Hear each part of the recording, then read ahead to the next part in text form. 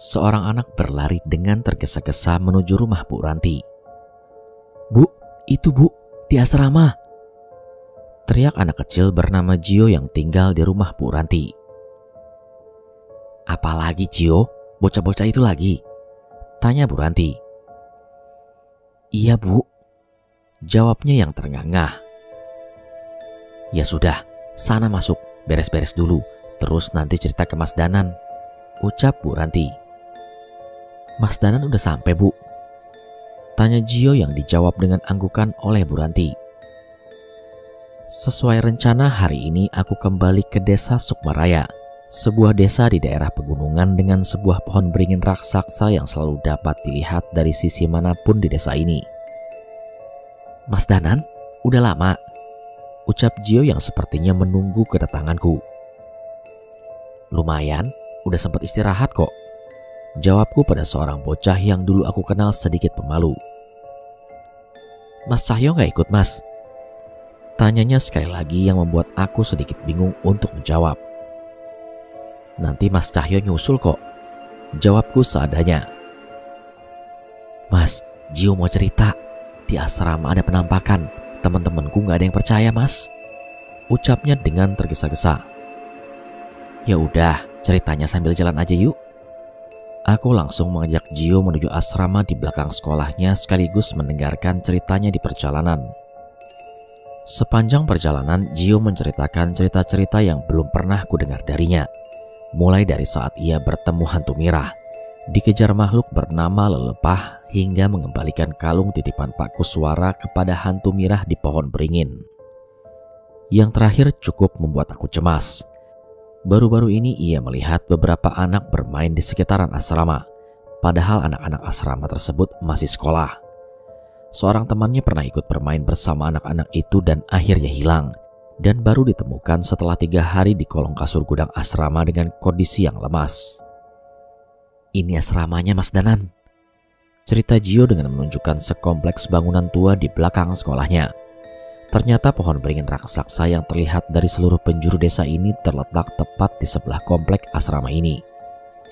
Aku memperhatikan sekeliling, namun sama sekali tak ada keanehan. Mungkin karena ini masih siang dan anak-anak asrama sudah kembali menempati kamarnya masing-masing. "Gio, kamu pulang duluan aja ya. Mas Danan mau nunggu di sini," ucapku pada Gio. "Mas Danan mau nunggu sampai malam ya?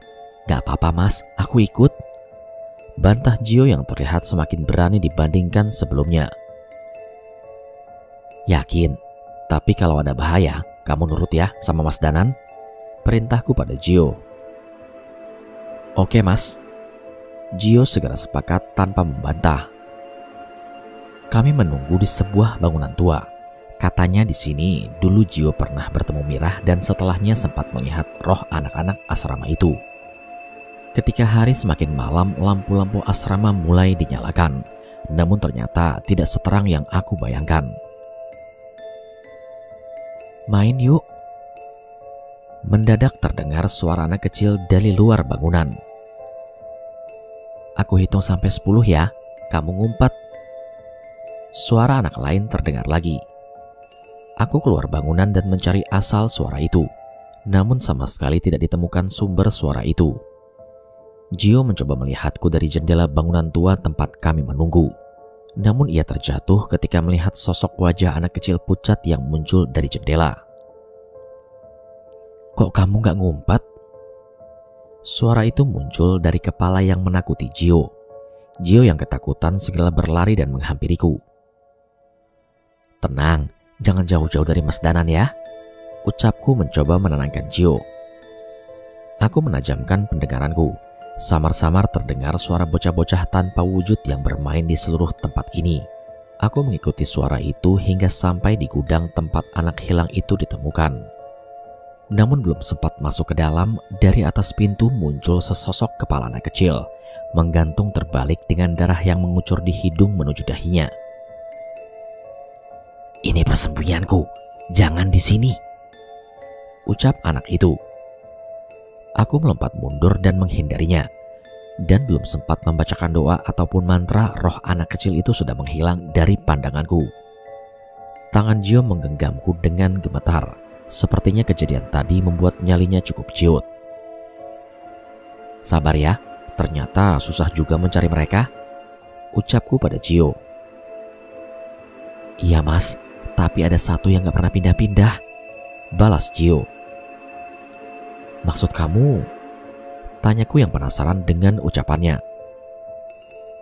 Itu mas, di belakang sekolah ada anak perempuan berambut panjang yang selalu menunggu di sana, jawab Gio kepadaku. Aku segera mengajak Gio ke tempat itu. Setidaknya aku bisa mencari petunjuk dari makhluk yang Gio bilang. Dan benar seperti yang dia ucapkan. Ada hantu anak perempuan berambut panjang menunggu di belakang sekolah hanya menatap hantu lain yang sedang bermain. Gio, kamu bisa melihat hantu itu? Tanyaku pada Gio. Sekarang samar-samar bisa mas, tapi sering gak kelihatan juga, jawab Gio. Rasanya aku mulai mengerti mengapa Gio sering berurusan dengan makhluk halus. Sepertinya ia mempunyai kelebihan yang tidak dimiliki oleh anak yang lain. Kamu kenapa di sini? Gak diajak main? Tanyaku yang mencoba ramah pada hantu anak wanita itu. Namun hantu itu hanya menggelengkan kepala. Gio hanya bersembunyi ketakutan di belakangku. Sungguh berbeda dengan nyalinya tadi. Namun setidaknya ia sudah berani mencoba. Lalu kenapa kamu di sini terus? Tanyaku dengan penasaran. Kalau aku pergi dari sini, mereka bisa main di tempat yang lain, ucap makhluk itu. Rupanya hantu ini adalah yang tertua di antara mereka. Sepertinya memang semasa hidupnya ia ditugaskan untuk menjaga teman-temannya itu. Kenapa kalian main terus? Gak mau selesai aja? Nanti mas biar bantu ketemu teman-teman yang lain. Tanyaku yang berusaha menenangkan mereka tanpa menggunakan kekerasan. Namun sayangnya makhluk itu hanya menggeleng. Mungkin di mata manusia biasa hantu-hantu ini sangat menyeramkan dan mengganggu. Namun saat ini aku melihat mereka sebagai roh anak yang masih polos yang tak tahu apa-apa yang mereka lakukan. Memangnya kenapa gak mau selesai? Tanyaku lagi pada makhluk itu. Anak wanita itu kemudian menengok dengan wajah yang pucat. Ada satu yang belum ketemu, jawabnya dengan lirih. Kini aku mengerti. Rupanya hantu anak-anak ini merasa bertanggung jawab atas salah satu makhluk lain yang tak ada di antara mereka. Memangnya siapa yang belum ketemu? Tiba-tiba Gio memberanikan diri untuk bertanya. Hantu itu kembali menoleh ke arah Gio yang membuatnya ketakutan. Ibu, jawab hantu anak kecil itu. Dan kini sekarang aku makin mengerti. Rupanya mereka tidak bisa tenang karena kehilangan ibu mereka yang menghilang saat mereka bermain di tempat ini. Aku mencoba kembali bertanya kepada makhluk itu, namun tidak ada jawaban lain yang aku temukan. Susah Gio, tidak ada petunjuk untuk menemukan ibu mereka. Mungkin Mas Danan harus memakai cara yang lebih keras untuk menenangkan mereka, ucapku pada Gio. Namun Gio menggeleng seolah tidak setuju. Jangan Mas Danan, kasihan mereka, jawab Gio. Lah, tapi katanya kamu takut. Aku heran sama anak ini. Ia terlihat ketakutan, namun ia tidak tega apabila hantu ini kutenangkan dengan ilmu tenaga dalamku. Dulu hantu di pohon beringin ini pernah cerita mas, kalau Pak Kuswara dan dia pernah ditolong sesosok hantu perempuan di rumah kebun karet. Apa mungkin hantu itu ibu mereka? Tanya Gio kepadaku. Sebuah cerita yang tidak kusangka terdengar dari seorang anak kecil yang berurusan dengan hantu. Kebun karet? Maksudnya Imah Leweng? Tanyaku pada Gio. Dan ia pun mengangguk. Aku berpikir sejenak sebelum memutuskan untuk pergi ke tempat itu lagi. Sebenarnya aku berniat mengantarkan Gio kembali sebelum memeriksa Imah Leweng, namun ia tetap ngotot untuk ikut. Mas Danan, pokoknya aku ikut sampai selesai. Saat besar nanti saya mau jadi seperti Mas Danan dan Mas Cahyo yang bisa membantu orang lain. Sekali lagi ucapan anak ini membuat aku kagum. Masa lalu yang kelam yang dialami olehku dan Cahyolah yang membuat kami membulatkan tekad untuk memperdalam ilmu batin dengan tujuan untuk membantu orang lain, tapi tidak dengan anak ini. Ia memiliki motivasinya sendiri. Sebuah rumah tua yang terlihat semakin lapuk terlihat di tengah hutan karet. Warga menyebutnya tempat ini dengan nama Imah Leuweung atau berarti rumah hutan. Terlihat beberapa perkakas sederhana yang ada di sekitar sini. Sepertinya ini adalah sisa-sisa peninggalan Mbah Wira.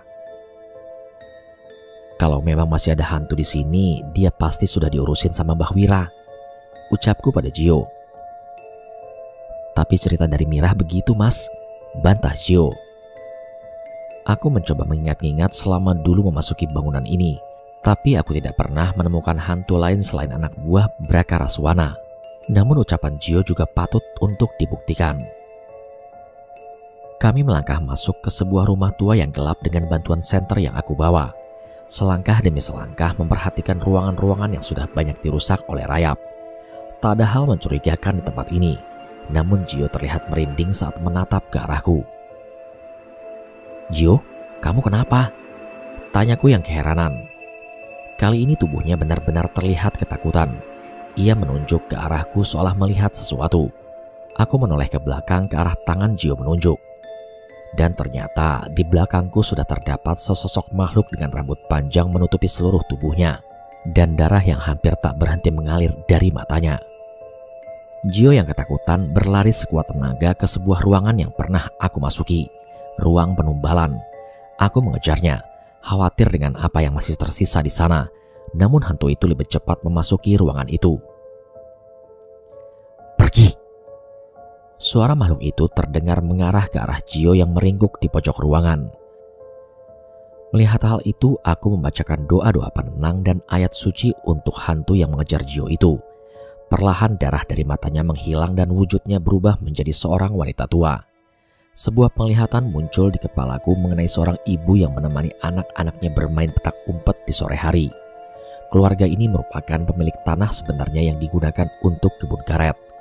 Sebelum sempat menyelesaikan permainannya, orang suruhan juragan kebun karet membakar rumah itu, kemudian menculik ibu dari anak-anak itu. Sama seperti Mirah, ibu ini ditumbalkan dan dikuburkan tepat di bawah tempat ini. Ternyata rumah yang disebut Imah Leuweung ini memang dibangun untuk menyembunyikan kuburan sang ibu. "Jadinya benar, Mas, hantu ibu itu cuma muncul kalau ada anak kecil yang main kesini," ucap Gio. Aku pun menoleh kepada Gio. "Jadi kamu sudah tahu soal ini?" tanyaku pada Gio. "Semua anak kecil juga tahu, Mas Danan. Orang tua sering nakut-nakutin anaknya supaya nggak kesini. Katanya kalau anak kecil main malam-malam ke Imah Leuweung bisa diculik sama hantu nenek-nenek," jawab Gio yang menjadi sok tahu. Aku menggelengkan kepala melihat tingkahnya. "Ibu, ikut kami ya. Anak-anak ibu sudah nungguin," ucapku pada roh wanita itu. Roh ibu itu hanya mengangguk dengan wajah yang tak lagi menyeramkan. "Berarti ibu ini dan hantu anak-anak di asrama itu sudah bisa tenang ya, Mas Danan?" tanya Gio yang terlihat cukup senang. Dan aku pun hanya mengangguk. Kami pun bersiap meninggalkan ruangan itu. Namun tiba-tiba langkahku terhenti dengan suara benda yang terjatuh dari atas ruangan itu. Senter kuarahkan ke tengah-tengah ruangan yang masih terdapat bekas coretan lingkaran ritual. Di sana terlihat sebuah benda yang baru saja terjatuh. Sebuah patahan kayu bertuliskan aksara Jawa yang pecah menjadi dua. Aku mengenali dengan jelas benda ini dan mencari ke seluruh sudut ruangan. Ruangan demi ruangan ku periksa bahkan hingga keluar Imah Leuweung, namun yang kuharapkan tidak ada di tempat ini. Di satu sisi aku teringat bagaimana cara kami meninggalkan alam gaib saat melawan Brakaraswana. Pohon beringin. Saat itu kami berlari ke arah pohon beringin tempat Chandra Mukti dimakamkan. "Mas Danan kenapa?" tanya Gio yang semakin bingung dengan tingkahku. "Gak apa-apa Gio, ayo kita selesaikan misi kita," jawabku yang segera bergegas kembali ke asrama, atau lebih tepatnya ke pohon beringin di sana. "Mas Danan, jangan cepat-cepat, tungguin," keluh Gio yang melihat aku terburu-buru. "Gak apa-apa, cepetan, kalau kemalaman bisa dimarahin sama Bu Ranti." Aku mencoba memberikan alasan kepada Gio, dan ternyata cukup manjur. Ia berjalan semakin cepat mengikutiku. Tak butuh waktu lama kami pun sudah sampai ke kompleks sekolah yang menjadi satu dengan asrama itu. Aku segera mencari keberadaan hantu anak wanita berambut panjang tadi. namun tidak kutemukan sama sekali. Begitu juga dengan hantu anak-anak yang bermain petak umpet. Aku mulai kebingungan, namun roh ibu tadi terlihat melayang ke arah pohon beringin. Hom pimpa alayum gambreng. Sayup-sayup terdengar suara anak bermain di tempat ini. Jelas itu bukan suara anak dari manusia. Aku segera berlari menyusul hantu ibu itu dan melihat hantu-hantu anak kecil tadi sedang bermain bersama di bawah pohon beringin bersama satu orang dewasa. Mas Danan, itu Mas Cahyo kan?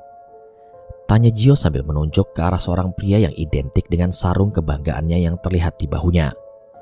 Menyadari kehadiran kami, makhluk bernama Cahyo alias Panjul dengan julukan bocah ketek itu segera berdiri dan berlari ke arah kami. Aku tak mampu menahan air mata haru ketika melihat sahabat terbaikku telah kembali. Namun dia pasti sudah menyiapkan ledekannya bila melihat wajahku penuh dengan air mata. Iya Gio, itu Mas Cahyo. Kan Mas Danan udah bilang dia bakal nyusul.